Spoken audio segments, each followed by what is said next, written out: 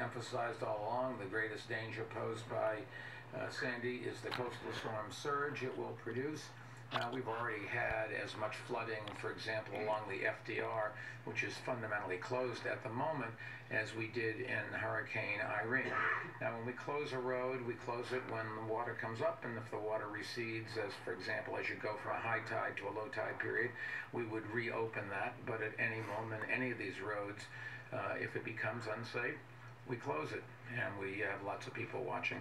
The flooding that could occur later today is why we ordered our evacuation from Zone A areas. Last night there was a high tide. Tonight there's a much bigger one. Tomorrow another one. Water levels along our coast and in our waterways have begun rising and are expected to remain at higher than normal levels for the next 24 hours. The surge will be roughly at 8 o'clock tonight, 8:15, plus or minus a couple of hours. But remember, if you're in the South Bronx, the surge that you're getting is surge that enters Long Island Sound from out around Montauk, and it takes about 4 hours to get down here. So the surge that you would experience there is much later than the surge that you'd experience if the water is coming up the East River and the Hudson River. There has been some flooding already in the Bowery, as well as the FDR and some of the Rockaways. We expect surge levels of 6 to 11 feet. A surge of 9 to 10 feet is possible along Coney Island and the Rockaways, and a surge of 11 to 12 feet may occur at the Battery Monday evening.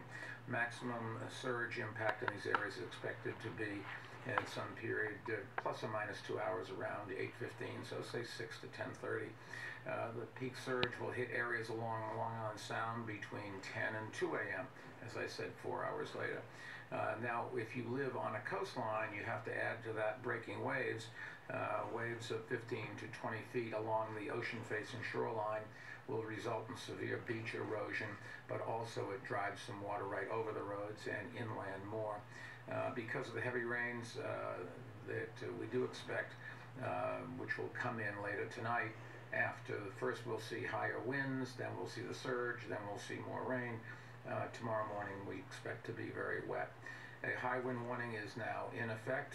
The heaviest winds will occur this afternoon and this evening. Sustained winds of 40 to 55 miles an hour with gusts of 70 to 80 are what's forecast at the moment. And motorists should experience extreme caution. We will monitor conditions on the bridges. Governor Cuomo has announced that at 2 p.m. today, the Hugh Carey Brooklyn Battery Tunnel and the Holland Tunnel will be closed to traffic. The Bronx River Parkway and the westbound lanes of the Guttles Bridge have been closed, and more bridge and tunnel closing